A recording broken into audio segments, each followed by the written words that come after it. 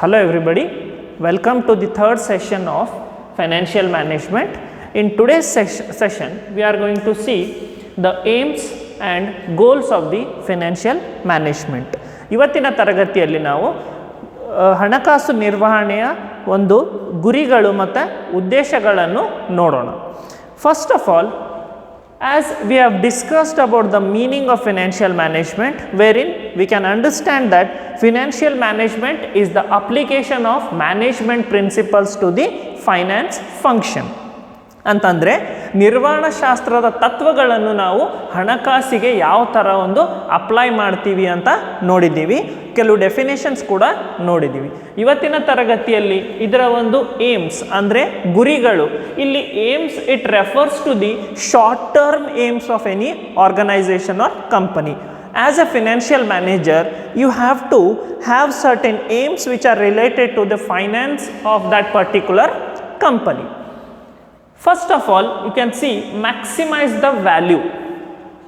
You have to maximize the value of that particular company in order to that company, if it in order to grow, the company should maximize the value. ಅಂತಂದರೆ ಇಲ್ಲಿ ಗರಿಷ್ಠಗೊಳಿಸುವುದು ಒಂದು ಮೌಲ್ಯ, ಕಂಪನಿಯ ಒಂದು ಮೌಲ್ಯವನ್ನು ನಾವು ಇಲ್ಲಿ ಗರಿಷ್ಠಗೊಳಿಸ್ತೇವೆ. ಅದು ಒಂದು short term aim we can say, because if the value of that particular firm increases then the company will also grow in the long term. So this is one of the aims of the financial management. Similarly, rise in the profits. ಲಾಭ ಯಾವ ಥರ ನಾವು ಗರಿಷ್ಠಗೊಳಿಸಬೇಕು ಅಥವಾ ಲಾಭವನ್ನು ಗರಿಷ್ಠಗೊಳಿಸಿದರೆ ಏನಾಗುತ್ತೆ, ಯಾವಾಗ value increase ಆಗುತ್ತೆ ಆವಾಗ ಒಂದು ಲಾಭ ಕೂಡ ಇನ್ಕ್ರೀಸ್ ಆಗುತ್ತಲ್ಲ, profit also increases. So as a financial manager you have to concentrate on rising the profit level. If the profit increases, automatically the value of that particular company will increase. Then sources of funds. Another aims of that particular financial management is sources of fund. ಅಂದರೆ ನಿಧಿಯ ಮೂಲ, ನೀವು ಎಲ್ಲಿಂದ ನಿಧಿಯನ್ನು ಪಡ್ಕೋತಾ ಇದ್ದೀರಿ ಅದು ಬಹಳ ಮುಖ್ಯ ಆಗುತ್ತೆ ಇಲ್ಲಿ. ಸೊ ಆ ಗುರಿ ಪ್ರಕಾರ ಏನು ಮಾಡ್ತಾನೆ ಫಿನಾನ್ಷಿಯಲ್ ಮ್ಯಾನೇಜರ್ ಅಂತಂದರೆ, ಅವನು ಇಕ್ವಿಟಿ ಶೇರ್ ಹೋಲ್ಡರ್ಸಿಂದ ನಿಧಿ ಪಡ್ಕೋಬೇಕಾ ಅಥವಾ ಡಿಬೆಂಚರ್ ಹೋಲ್ಡರ್ ಸಾಲ ಪತ್ರಗಳೇನಂತೀವಿ ಅವರಿಂದ ತಗೊಳ್ಬೇಕು, ಅದು ಒಂದು ನಿರ್ಧಾರ ಮಾಡಬೇಕಾಗತ್ತೆ. So sources of funds means from where actually you are getting that particular fund for the company. Either he may go for the equity or he may also go for the debt. In some cases he may also go for the funds accumulation in the form of getting the money from his relatives, friends and bank, financial institutions. From that also he can get the money. So that is one of the aims of the financial management. Then reducing the risk. ನಾವಿಲ್ಲಿ ಏನು ಮಾಡಬೇಕಾಗತ್ತೆ, ಅಪಾಯವನ್ನು ಕಡಿಮೆಗೊಳಿಸಬೇಕಾಗುತ್ತೆ. ಒಬ್ಬ financial ಮ್ಯಾನೇಜರಿಗೆ ಗೊತ್ತಿರಬೇಕಾಗುತ್ತೆ ನನ್ನ ಕಂಪನಿಗೆ ಎಲ್ಲಿಂದ ನನಗೆ ಅಪಾಯ ಆಗುತ್ತೆ. ಸೊ ಆ ಅಪಾಯವನ್ನು ತಡಿಬೇಕು. In order to reduce the risk he should know how to minimise the risk. Not only reducing the risk, he has to minimise that particular risk in terms of money management. ಅವನು ಯಾವ ಥರ ತಡಿಬೋದಪ್ಪ ಅಂತಂದರೆ ಅವನ ಒಂದು ಚಾಣಕ್ಯತನವನ್ನು ಇಲ್ಲಿ ತೋರಿಸ್ಬೇಕಾಗತ್ತೆ. ಅಂದರೆ ಹಣಕಾಸು ಯಾವ ಥರ ಅವನು ನಿರ್ವಹಣೆ ಮಾಡ್ತಾನೆ ಅದ್ರ ಮೇಲೆ ಅಪಾಯವನ್ನು ನಾವೇನು ಮಾಡ್ಬೋದು, ಕಡಿಮೆಗೊಳಿಸ್ಬೋದು, ಕಡಿತಗೊಳಿಸ್ಬೋದು. ಅದೇ reducing the risks. Sufficient availability of funds. Financial manager should ensure that there would be the sufficient availability of the funds to the company. Then only these objectives can be met out, right? You can maximize the value, you can raise the profit when you make sure that there is a sufficient availability of the funds. ಅಂದರೆ ನಮಗೆ ಸಾಕಷ್ಟು ಮಟ್ಟಿಗೆ ಒಂದು ನಿಧಿ ನಮಗೆ ಅಲ್ಲಿ ಲಭ್ಯವಿರಬೇಕಾಗುತ್ತೆ. ಅವಾಗೆ ನಾವು ಹೇಳ್ಬೋದು ಆ ಕಂಪನಿಯ ಲಾಭವನ್ನು ಗರಿಷ್ಠಗೊಳಿಸ್ಬೋದು. ಅದೇ ರೀತಿಯಾಗಿ ರಿಡಕ್ಷನ್ ಇನ್ ಕಾಸ್ಟ್. ಇನ್ನೊಂದು ಮುಖ್ಯವಾದ ಒಂದು ಗುರಿ ಏನಪ್ಪ ಒಂದು ಫಿನಾನ್ಷಿಯಲ್ ಮ್ಯಾನೇಜರ್ದು ಅಂತಂದರೆ, ನಾವು ವೆಚ್ಚವನ್ನು ಕಡಿಮೆ ಮಾಡಬೇಕಾಗುತ್ತೆ. We already know if you reduce the cost of production we can raise the profit, right? If you are able to reduce the cost, then definitely you can raise the profit. Small example I want to tell you.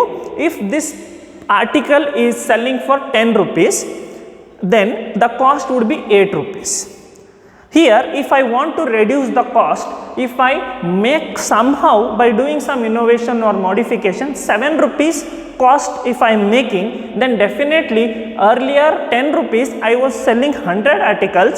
If I am able to make it 7 rupees as a cost of production, I may price it at 9 rupees also. 1 rupee less I can price because I have a comfort level of producing at 7 rupees. So then 9 rupee article now would be sold to 200 units or 500 units, 1000 units may be even sold also. For that reason, you should find somehow to reduce the cost. Reduction in cost is the major aim of any financial manager. ನಾನು ಯಾವ ಥರ ವೆಚ್ಚವನ್ನು ಕಡಿಮೆ ಮಾಡಿದೆ ಅಂತಂದರೆ ನಾನು automatic ಆಗಿ ನಾನು ಲಾಭವನ್ನು ಗರಿಷ್ಠವನ್ನು ಗಳಿಸಬಹುದು. To see the goals. Goals are related to the long term for any organization. Aims we have seen. Now goals, if you see profit maximization, what the financial manager does is in the long term period he wants to maximize the profit. ಲಾಭವನ್ನು ಗರಿಷ್ಠಗೊಳಿಸುವುದು ಮತ್ತು ಅದು ಚಲನೆಯಲ್ಲಿ ಇಡುವುದು. ಅಂದರೆ over of period of time continuously you should have the profit. ಅಂದರೆ ಆ ಒಂದು ಕಂಪನಿಯ ಒಂದು ಏನಾಗುತ್ತೆ ಅಂತಂದರೆ ವ್ಯಾಲ್ಯೂ ಆಲ್ಸೋ ಇನ್ಕ್ರೀಸ್ ಆಗುತ್ತೆ, ಅದರದೊಂದು ವ್ಯಾಲ್ಯೂ ಕೂಡ ಮೌಲ್ಯ ಕೂಡ ಇನ್ಕ್ರೀಸ್ ಆಗುತ್ತೆ. That's why he should aim for the profit maximisation and that too in a continuous terms. For a continuous period of time, if he is increasing the profit or he is maximizing the profit, then it would be the long term goal of a financial manager. Similarly, wealth maximization. Wealth maximization is something which is related to the wealth of the equity shareholders, or you can say so called owners of the company. ಮೌಲ್ಯವನ್ನು ನಾವು ಗರಿಷ್ಠಗೊಳಿಸುವುದಂತಂದರೆ ಏನು, ನಮ್ಮ share holders ಏನಿರ್ತಾರೆ ಅವರೊಂದು ಮೌಲ್ಯ, ಅದು ಒಂದು value increase ಮಾಡ್ತಾ ಇರ್ತೀವಿ ನಾವು ಇಲ್ಲಿ. ಅದು ಇನ್ಕ್ರೀಸ್ ಮಾಡೋದ್ರಿಂದ ಏನಾಗುತ್ತೆ ಅಂದರೆ ಶೇರ್ ವ್ಯಾಲ್ಯೂ ಇನ್ಕ್ರೀಸ್ ಆಗುತ್ತೆ. ಈಗ ನಾನು ಒಂದು ಶೇರನ್ನು 10 ರೂಪಾಯಿಗೆ ಪಡ್ಕೊಂಡಿರ್ತೀನಿ ಅಂತಂದರೆ over a period of time when profit increases, when the profit maximizes, the same share may be having the market value of 100 rupees also, sometimes 500 rupees also. We have seen many companies over a period of time have grown into. For example, Tata is there, Infosys is there, HP is there, you have Apple. Many companies over a period of time the share value increases, that is wealth maximization. As a financial manager, you should also eye for the wealth maximization of a firm. Then proper estimation of total financial requirements of the firm. ಇಲ್ಲಿ ನಾವು ಸರಿಯಾದ ರೀತಿಯಲ್ಲಿ ಅಂದಾಜು ಮಾಡಬೇಕಾಗುತ್ತೆ. ಹಣಕಾಸಿನ ಒಂದು ನಿರ್ವಹಣೆ ಮಾಡಬೇಕಾದ್ರೆ ಒಂದು ಸರಿಯಾದ ರೀತಿಯಲ್ಲಿ ಅಂದಾಜು ಏನು ಮಾಡಬೇಕಂದ್ರೆ ನನಗೆ ಎಷ್ಟು ಬೇಕಾಗುತ್ತೆ ಅಷ್ಟೇ ಹಣವನ್ನು ನಾನು ಏನು ಮಾಡಬೇಕಪ್ಪ ಅಂತಂದರೆ ಅವೈಲಬಿಲಿಟಿಯನ್ನು ಮಾಡಬೇಕಾಗುತ್ತೆ, ಒದಗಿಸ್ಕೊಡ್ಬೇಕಾಗತ್ತೆ ಆ ಕಂಪನಿಗೆ. As a financial manager you should ensure that there is a financial requirement at a proper time. ಆ ಒಂದು ಸಮಯದಲ್ಲಿ ಎಷ್ಟು ನನಗೆ ದುಡ್ಡು ಬೇಕು, ಎಷ್ಟು ಹಣ ಬೇಕು, ಅಷ್ಟು ನಾನು ಏನು ಮಾಡಬೇಕಪ್ಪ ಅಂತಂದರೆ ಅಂದಾಜಿಸಬೇಕು. Estimation of the total financial requirements, ಒಂದು ಫರ್ಮಿನ ಟೋಟಲ್ ಎಷ್ಟು ಬೇಕಾಗುತ್ತೆ ಮೊತ್ತವನ್ನು ನಾನು ಅಲ್ಲಿ ಸರಿಯಾದ ರೀತಿಯಲ್ಲಿ ಅಂದಾಜಬೇಕಾಗುತ್ತೆ. Proper estimation is very much required here. That is one of the long term goals. Then maintaining sufficient cash flow. ಇಲ್ಲಿ ನಾನು ಏನು ಮಾಡಬೇಕು ಅಂತಂದರೆ sufficient cash flow, I should maintain that the cash is available with the company. It may be the working capital, so that the day-to-day requirements of that particular company has to be meted out. ನಾನು ಏನು ಮಾಡಬೇಕು ಇಲ್ಲಿ ಒಂದು ಸರಿಯಾದ ರೀತಿಯಲ್ಲಿ ಸಾಕಷ್ಟು ಮಟ್ಟಿಗೆ ನಾನು ಏನು ಮಾಡಬೇಕು, ಹಣ ಹರಿವು ಅಂತ ಏನು ನಾವು ಕರಿತೀವಿ, ನಿಧಿ ಹರಿವು ಅಂತ ನಾವೇನು ಕರಿತೀವಿ, ಅದು ಸರಿಯಾದ ರೀತಿಯಲ್ಲಿ ನಾನು ನೋಡ್ಕೊಂಡು ಹೋಗಬೇಕಾಗತ್ತೆ. ಅಂದರೆ ಫಿನಾನ್ಷಿಯಲ್ ಮ್ಯಾನೇಜರ್ ಏನು ಮಾಡಬೇಕಪ್ಪ ಅಂತಂದರೆ ಆ ಒಂದು ನಿಧಿಯ ಹರಿವನ್ನು ನೋಡ್ಕೊಳ್ಬೇಕಾಗತ್ತೆ. ಇಲ್ಲಿ ಕ್ಯಾಶ್ ಫ್ಲೋ ಅಲ್ಲಿ 2 ಬರ್ತವೆ. One is inflow, another is outflow. ಒಂದು ಒಳಹರಿವು, ಇನ್ನೊಂದು ಹೊರಹರಿವು. ಒಳಹರಿವು ಅಂತಂದರೆ ನಮಗೆ ಬರ್ತಕ್ಕಂಥ ಕ್ಯಾಶ್, ಅಂದರೆ ನಾವು ಏನೋ ಮಾರ್ತೀವಿ, buying and selling activity takes place, that's the amount is coming. Here outflow means I am purchasing something. If I am acquiring certain assets, right, if I am paying the liabilities, then outflow happens. Then creating reserves. ನಾನಿಲ್ಲಿ ಮೀಸಲಿಡಬೇಕಾಗುತ್ತೆ, ನಾನೇನು ಮಾಡಬೇಕು, ಇಲ್ಲಿ ಮೀಸಲನ್ನು ರಚಿಸಬೇಕಾಗುತ್ತೆ. Why you require reserves? You never know, because the market is uncertain. Anytime anything may happen. As we are experiencing COVID-19, we didn't thought of that it is going to happen. So for that reason you have to maintain the reserves, and there are certain statutory reserves also. For that reason also you have to maintain, means compulsory reserves, that government make sure that all the public limited companies and private limited companies have to certain amount of reserves has to be maintained. So for that reason creating reserves becomes important.